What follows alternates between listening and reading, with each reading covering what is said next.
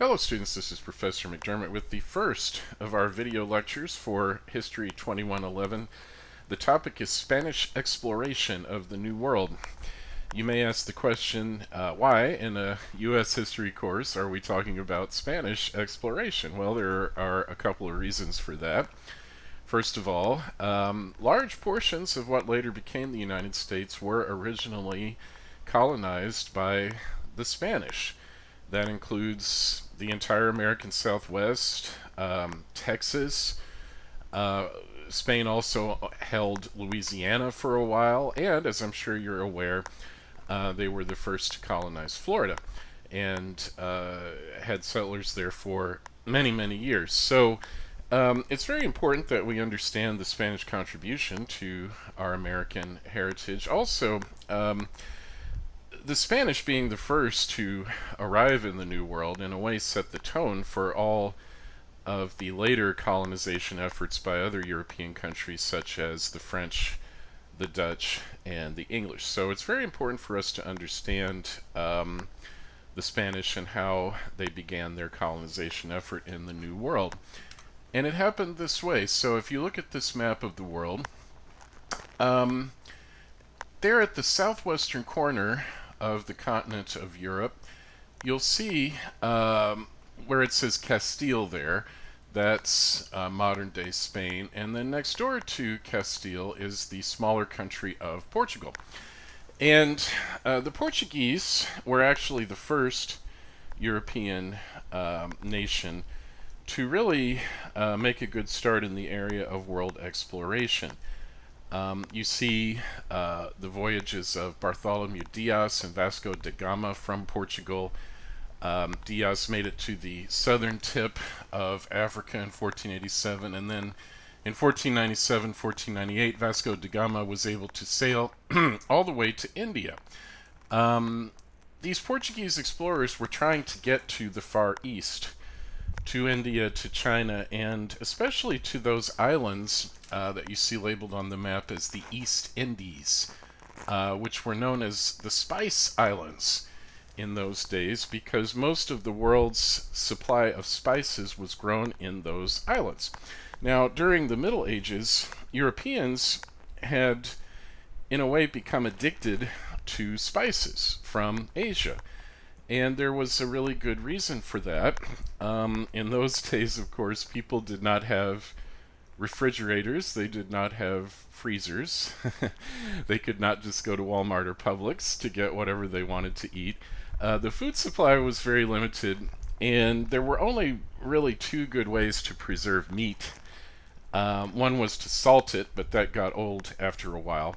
The other was to cover it with spices, which are a natural preservative and also helped the meat to taste better. And so during the Middle Ages, when there were land-based trade routes between Europe and China, Europeans were able to get all the spices they wanted, and they became very accustomed to that. However, with the collapse of the Mongol Empire in the late 15th century, it became very difficult for the Europeans to get the spices they needed from Asia. And so the Portuguese were looking for a sea route to the Far East so that they could get those spices and bring them back to Europe.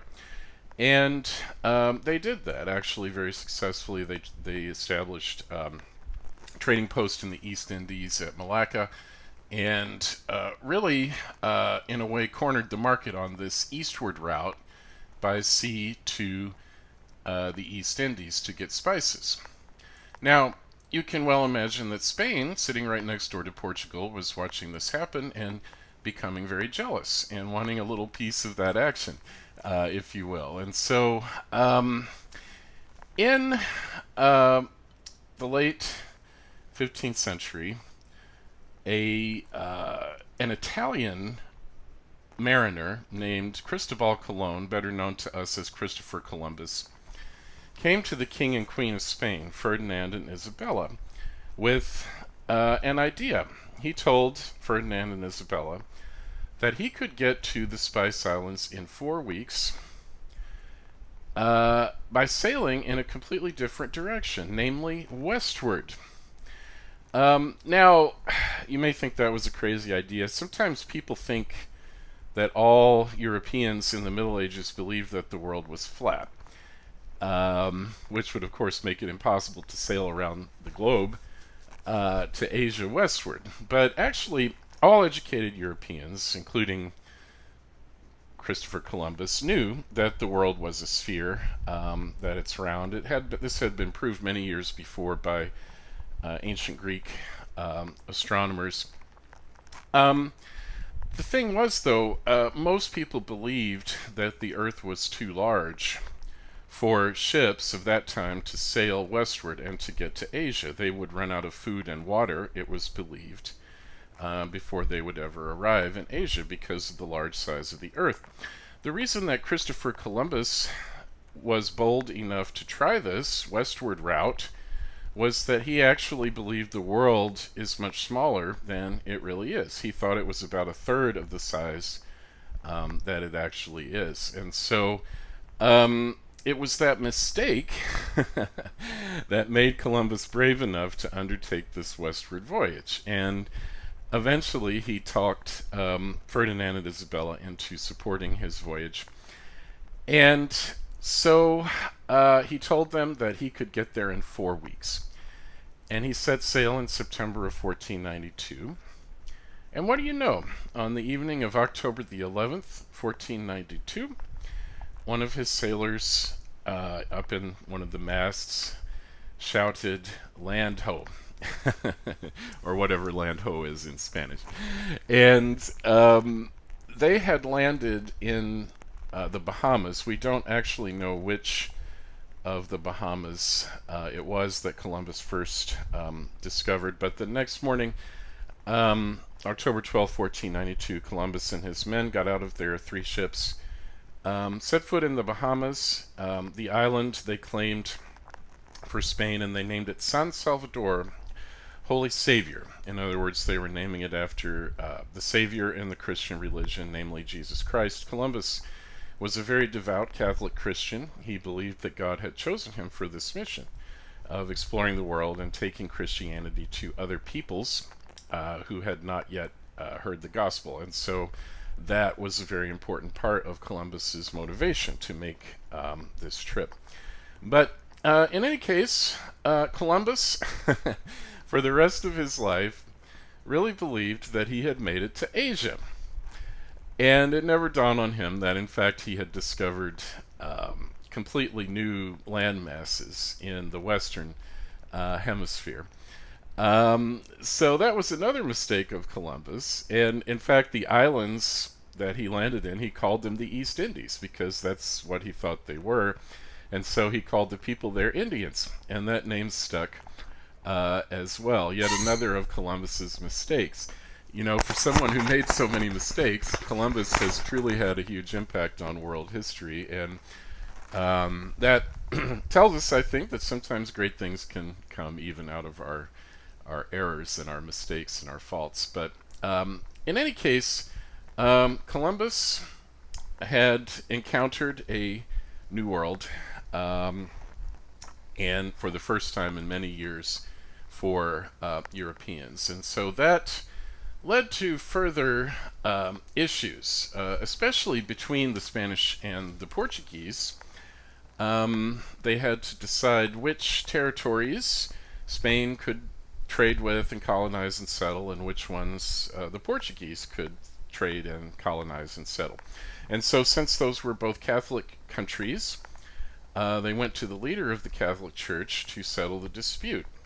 The leader of the Catholic Church, as I'm sure you know, is the Pope, and the Pope of that time was a man named Alexander VI, who happened to be from Spain. And so Pope Alexander was very happy to divide the world in half between the Spanish and the Portuguese. And he took a globe, and he drew a line through the North Pole and the South Pole, all the way around the globe, essentially cutting the globe in half. You see Pope Alexander's line there on the map. And he declared that the Portuguese could trade, explore, colonize, and settle everywhere to the east of that line. that is in Africa and Asia, and primarily. And the Spanish could trade, explore, colonize, and settle to the west of that line, which meant that the Spanish got, as it turned out, all of North America and nearly all of South America. And the Pope said that Spain and Portugal could essentially even take over any lands they found in their respective areas as long as they were not already ruled by a Christian ruler. And so that gave them wide latitude to do whatever they wanted, pretty much throughout the world. But you notice there was one little anomaly. You see the Pope's line there on the map. A year later, in 1494, the Spanish and Portuguese ratified this agreement in the Treaty of Tordesillas, and they moved the line a little bit farther westward, as you see. And that has had an interesting result because, as I'm sure you know, most of the Central and South American countries speak Spanish. There's only one nation in South America that speaks Portuguese, and that is Brazil. And you see the reason there, because the line cut off part of present-day Brazil, and so the Portuguese were able to settle there. And Brazil then was a Portuguese colony from the beginning, and so to this day in Brazil they speak Portuguese. Well, when Christopher Columbus set foot in the Bahamas in October 1492, he touched off a process which really is still going on today, a process of exchange of many things between the Old World, Europe, Asia, Africa, and the New World, North and South America. Exchange of people, obviously, exchange of goods, exchange of culture, exchange of religious beliefs, exchange of many, many food products, especially, and especially also exchange of diseases, which would have a huge impact, especially in the New World. We call this process the Columbian exchange, and really it's still going on today. So in this slide, we're going to look at some of the things that were native to America that did not exist in the Old World before Columbus and came to Europe, Asia, and Africa for the first time as a result of this Columbian exchange. And we're also going to look at some of the things that did not exist in America that came to America for the first time from the Old World. So here we go. Products that were native to the Americas that were new to Europe, Asia, and Africa. Well, many kinds of beans, all of which had their origin ultimately in Peru, in the north part of South America, but had spread throughout the two American continents in different varieties as they mutated over time, such as navy beans, lima beans, and kidney beans came to the Old World for the first time. Certain types of berries, such as blueberries, native to the Americans, which were unknown in the Old World, were brought back by the Spanish and Portuguese as well. Here's an important one.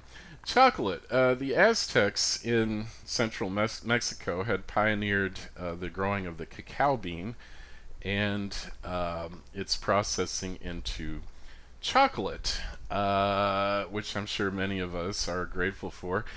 But it's interesting that the Aztecs, when they consumed chocolate, did not eat it as a dessert.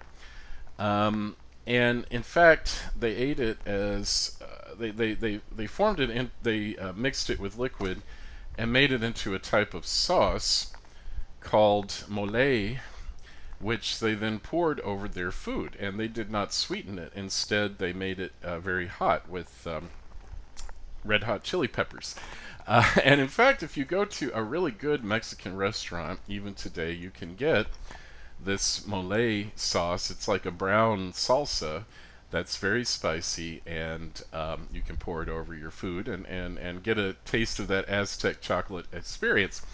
But when the Europeans came to Mexico and conquered the Aztecs, They borrowed chocolate, but because Europeans had a great sweet tooth, they got the idea of mixing it with sugar from the sugar cane they were also growing in the West Indies, and invented chocolate as we know it today.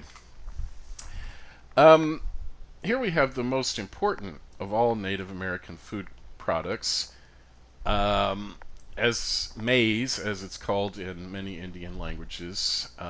We call it corn. This was the staple food of practically every Indian group, at least the groups that practice agriculture rather than hunting and gathering. Really, the backbone of the Indian diet. Europeans took it back to Europe.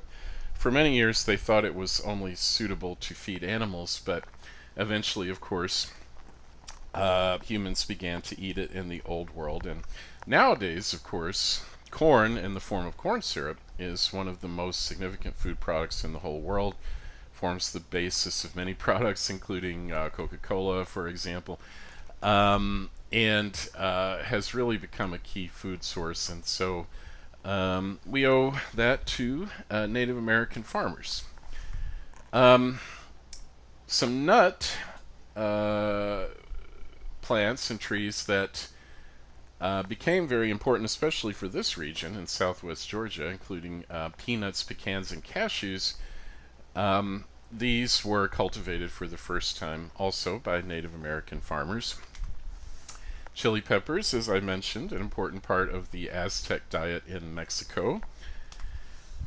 But the food product that really had the biggest impact back in the Old World was undoubtedly the potato.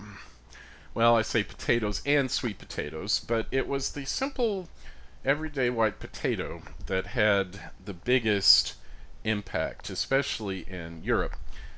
Because when the Spanish brought back potatoes, cultivation of the potato plants quickly spread throughout Europe because the potato is a very easy plant to grow. You can grow it in almost any type of soil, almost any type of climate. And furthermore, it has more calories per ounce than almost any other vegetable.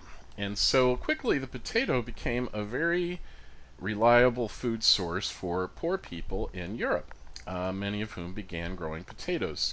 Some places in Europe, like Ireland, potatoes became almost the entire diet of the ordinary people. And what this did, actually, because now poor people had a more reliable food source in the potato, it meant that people would live longer, women were better nourished, therefore they were more likely to conceive and give birth to healthy children, and the children were more likely to survive their childhood.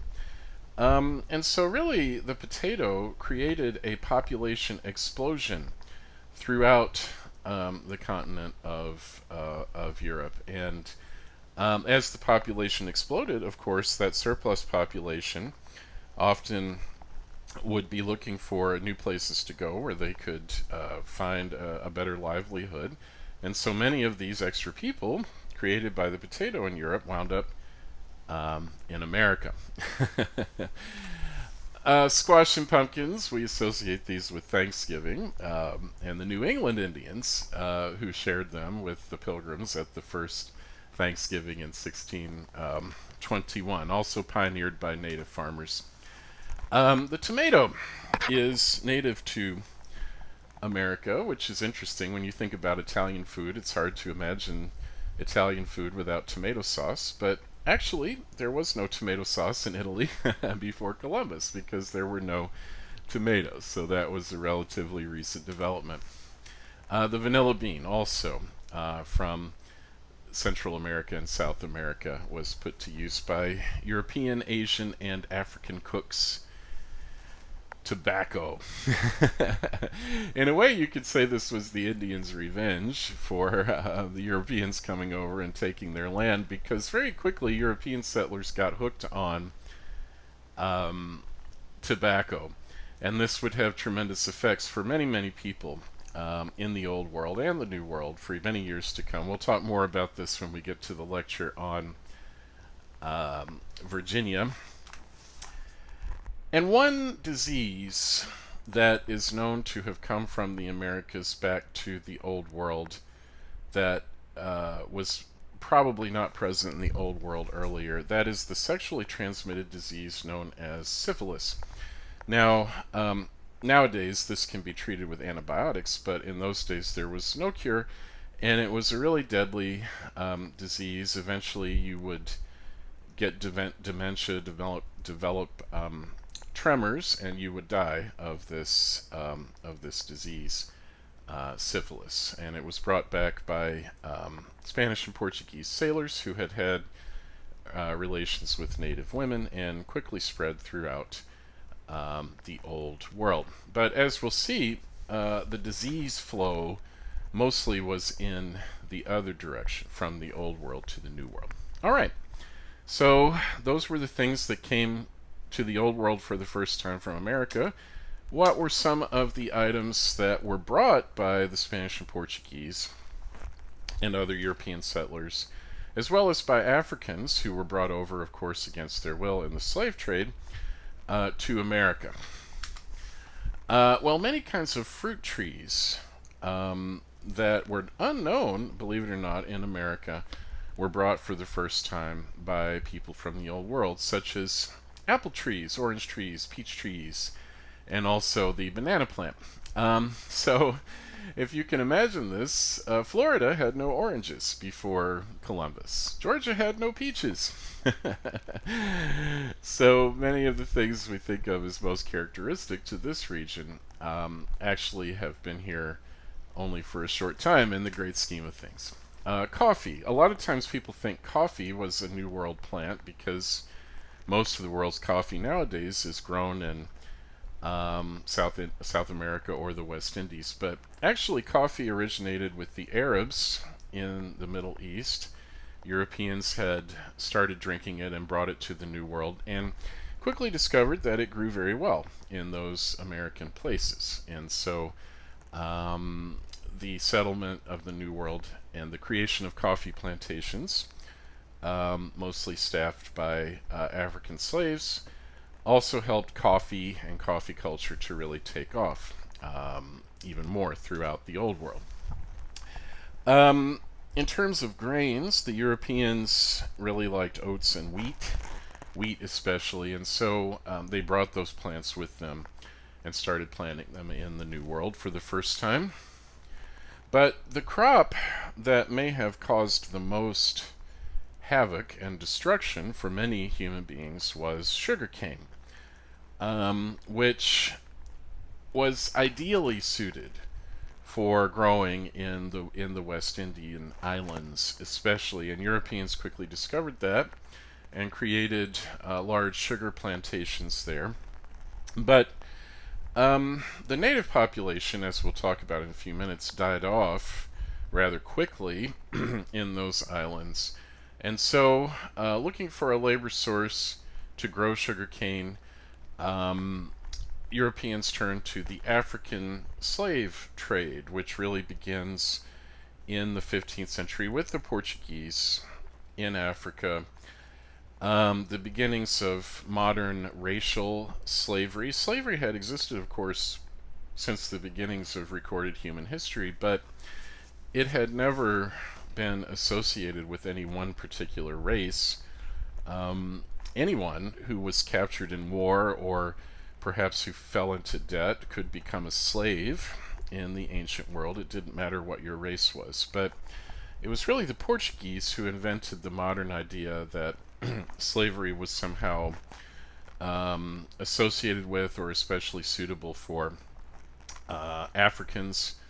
This was, of course, thanks to deeply rooted racial ideas in European culture. And so the modern slave trade, unfortunately, was born. As you know, about 12 million Africans were brought over against their will from Africa to the New World, and many of them ended up growing sugarcane in the West Indies because life was very, very difficult on those sugar plantations. It's disputed exactly what the life expectancy was on a sugar plantation. I've heard as maybe as high as 8 years or as few as 3 years. But in any case, life expectancy was not very long.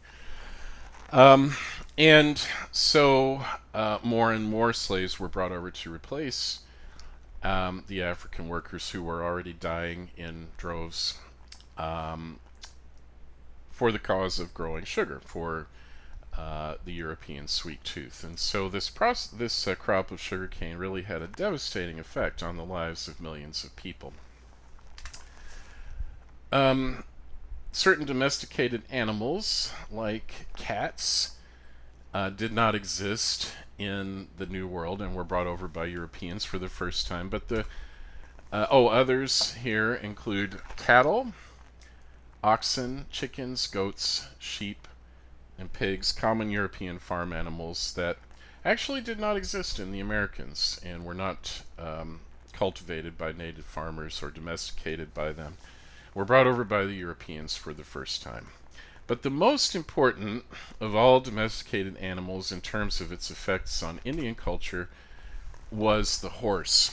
Now, believe it or not, there were no horses in America before Columbus, either in North or South America. And that may seem strange because if you think of our image of Native Americans from old Western movies, you always think of the Indian riding a horse, chasing the buffalo around the prairie, and so forth. But that was actually a new development in Native cultures. As Indians encountered the horse and began to breed them and to learn how to ride them, many Indian groups became expert horsemen and horsewomen, and the horse did become an integral part of the culture of many Native American groups and really changed their lifestyle dramatically. But the effect on Native peoples of the many diseases that Europeans and Africans brought with them from the Old World was unparalleled.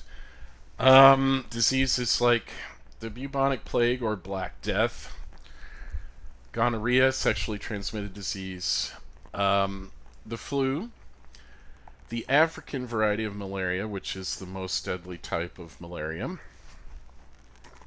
measles and mumps, today harmless childhood diseases, but very deadly diseases in those days. Scarlet fever, whooping cough, yellow fever, all very deadly, life-threatening diseases. But the worst disease, the most devastating in its impact that Europeans brought with them was smallpox.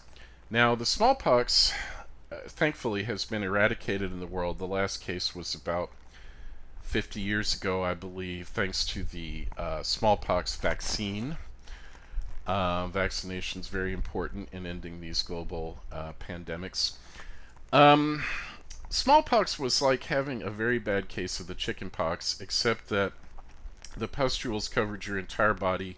Usually they would swell up and burst. At some point you would have a very high fever.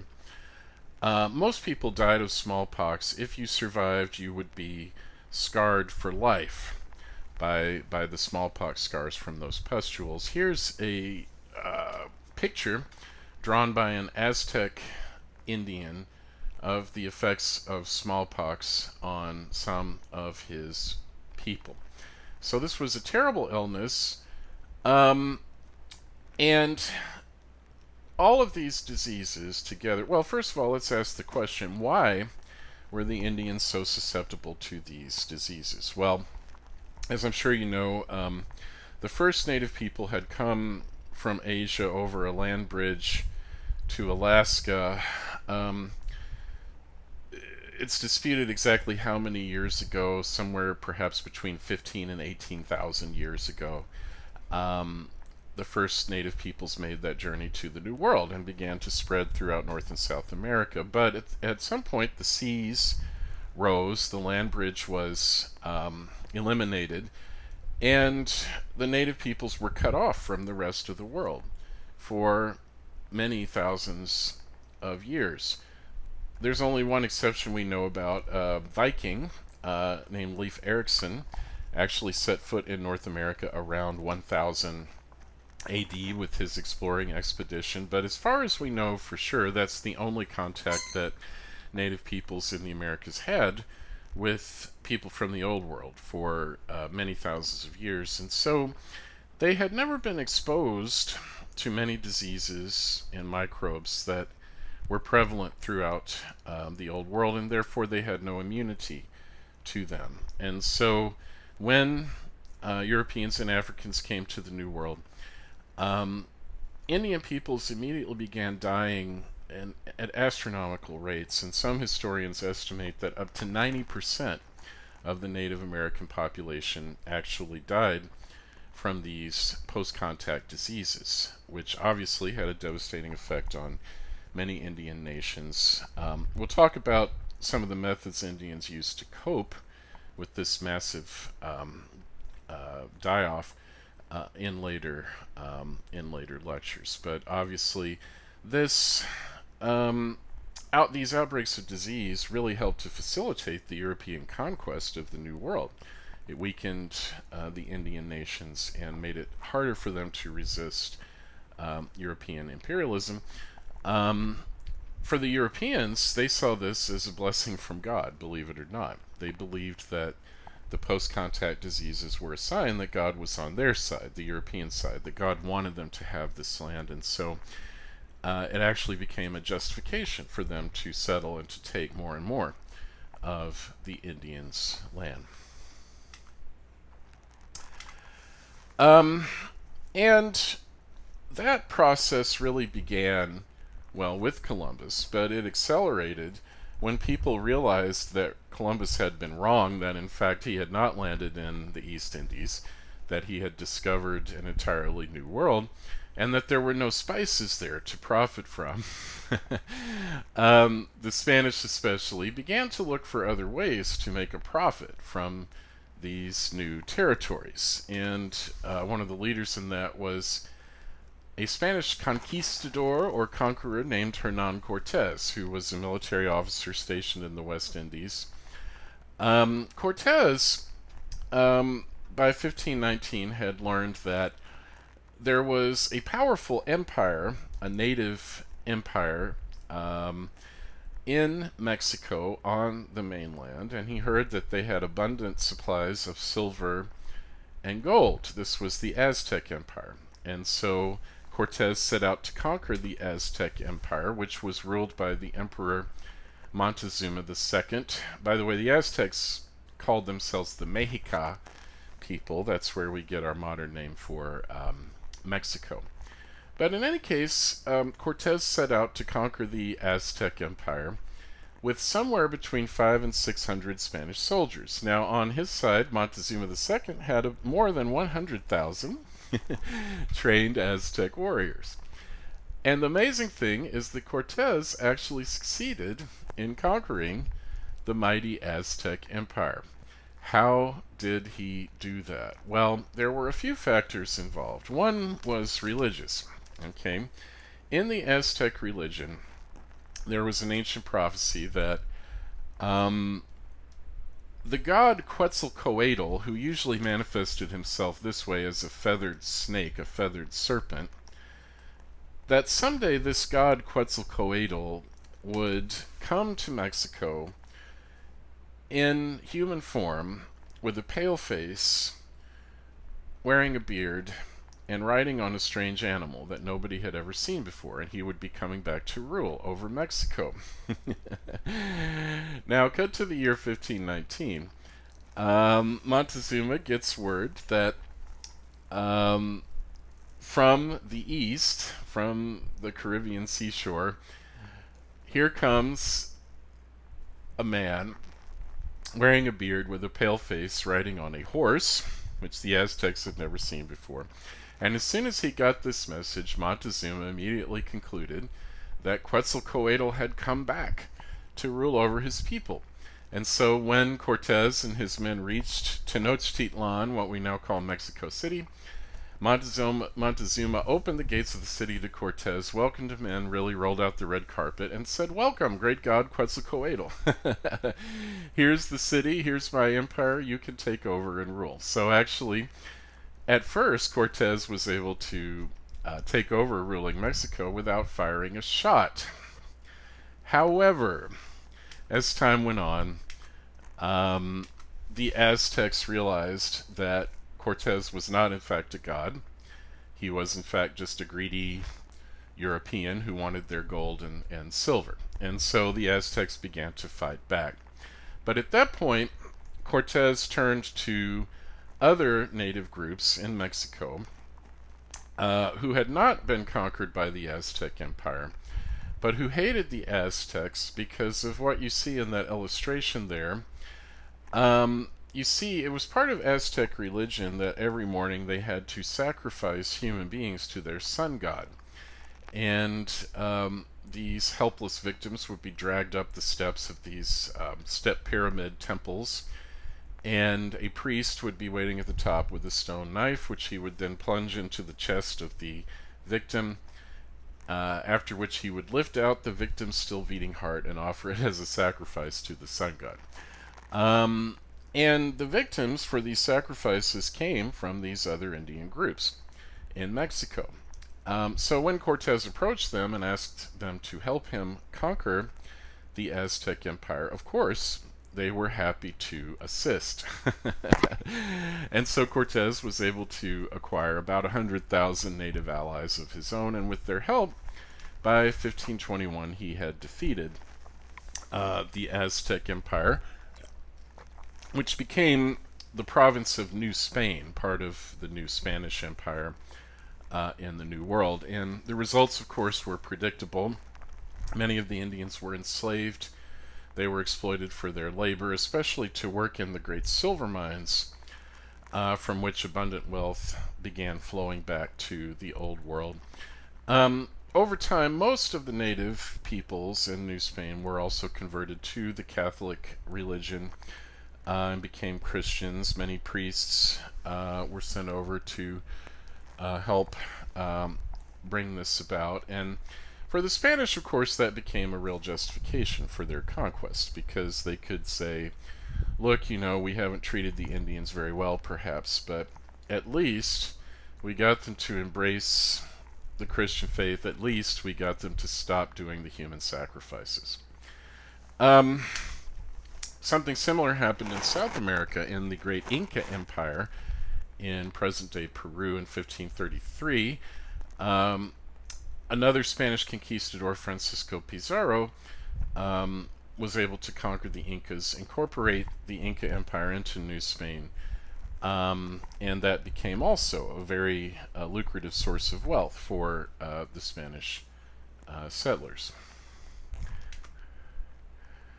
But we'll finish up here today by talking about the Spanish presence in North America, and especially in what is now the United States. And that presence was really abundant. If you've ever been to Florida, you know that the first Spanish explorer to reach Florida was Juan Ponce de Leon. Many things in Florida are named after Ponce de Leon. And so Ponce de Leon claimed Florida for Spain. Later, important Spanish explorers included Hernando de Soto, who toured through this region of the country, starting in Florida and actually going through Georgia, South Carolina, Tennessee, Alabama, Mississippi, and even farther west between the years of 1539 and 1542, spreading disease and causing havoc everywhere he went.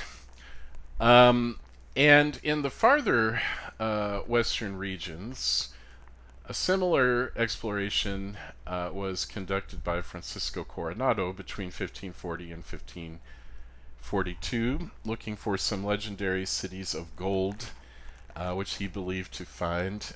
But Coronado only found mud brick pueblos created by the local Indian groups there in what's today the states of Arizona, New Mexico, and other southwestern states. Coronado explored the Southwest between 1540 and 1542. So, as a result of all this exploration, the Spanish were able to establish a presence in Florida. In fact, the capital of Florida was St. Augustine, which was founded in the year 1565. Beautiful city, if you ever get a chance to go there, very historic. St. Augustine has the distinction of being the oldest continuously inhabited city in what is now the United States. In other words, there have been people in St. Augustine ever since 1565. That makes it the oldest continuously settled place in the United States today, St. Augustine, Florida. In the far west, the Spanish capital was the beautiful city of Santa Fe, New Mexico, which was founded in 1598. If you ever get a chance to go there, don't miss it. It's really a beautiful, beautiful place. And wherever they went, the Spanish set up what are called mission settlements. We'll talk more about missions in the next lecture and in your first document on New France. But missions were communities that were created by Spanish priests, Catholic priests, in order to convert the Indians to Christianity. So they would encourage the Indians to come and live on these missions so that they could learn about the Christian faith. And in fact, there were many Spanish missions in this region, going up the Atlantic coast. There was a major mission, for example, on St. Catherine's Island in what's now the Georgia Sea Islands, and on up the coast. In fact, Spanish missionaries even made it as far as Virginia. And so really long before the English ever thought about settling in this region, the Spanish were already here. And they had thriving mission settlements going on as of the late 16th century. Something that many people don't realize, and we'll talk later in the course about how this region, including Georgia, would become a battleground between Spanish and English settlers.